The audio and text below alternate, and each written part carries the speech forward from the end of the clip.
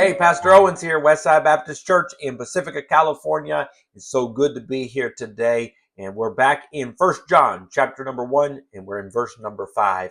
And we're going to focus on a single profound truth about God. First John 1, verse number 5, it says this: "This then is the message which we have heard of him and declare unto you, that God is light, and in him is no darkness at all."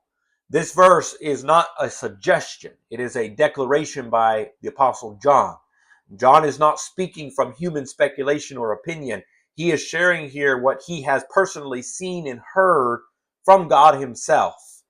Go back to read verse number 3. John is a personal witness of all of these things. There's a couple things about this verse. First of all, we see the authority of the message. "This then is the message which we have heard of him and declare unto you." Notice John's words here.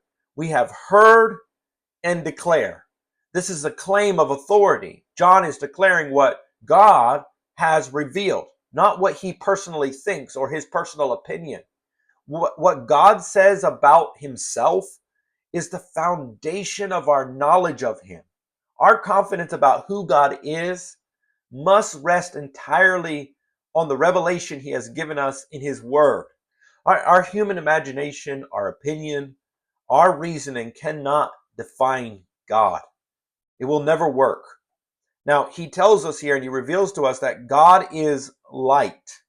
You know, light by its very nature drives out darkness. That's what light does.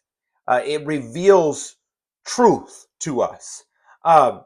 When you come into a dark room, you don't know what's on the floor. You don't actually know what's in that room, what's around you. But when you turn on the light, it reveals the truth of things. When something's broken, you want to see what's really wrong with it. You get some light and you shine some light on it to see what's really the problem. You see, light brings life. Light brings guidance. Where there is light, darkness cannot remain. Light and darkness do not coexist. When light comes, darkness fades away. This is exactly what John is saying about God. Wherever God is, spiritual darkness cannot endure there. You know, light is also a picture of God's perfection and purity. It is pure, untainted, flawless. It spreads everywhere, leaving no shadow, no hidden corner. Where God is, darkness will be pushed out. So when John says God is light, he is saying God is perfect, God is holy, and God is good. And when you bring light into a dark situation, it will bring perfection, holiness, and goodness. He goes on to say, in him is no darkness at all. So here John, he emphasizes God's not only light, but he is completely perfect. He is completely light. In him is no darkness. There's no shadow, there's no flaw, there's no error, there's no sin in him whatsoever. Because God is light, any darkness, here's what you need to understand. Because God is light, any darkness in our lives is never because of him. The fault is always with us. When sin, confusion, or guilt arises in our life, it is not because of God. It is because we have allowed darkness in. By the way, God does not change. Unlike humans, he's eternal. He is unchanging, always consistent. He never wavers. He never makes mistakes, and he never needs forgiveness.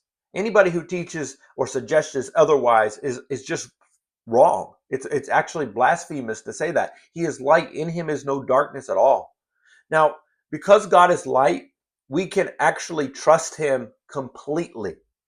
Because his character never fails. There's no darkness there. So in conclusion of 1 John 1:5, it's very simple verse, yet very, very profound.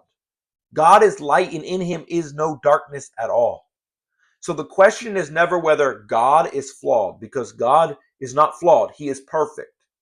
The question is whether we are walking in his light or not. You know, we must anchor our faith in his revelation of himself.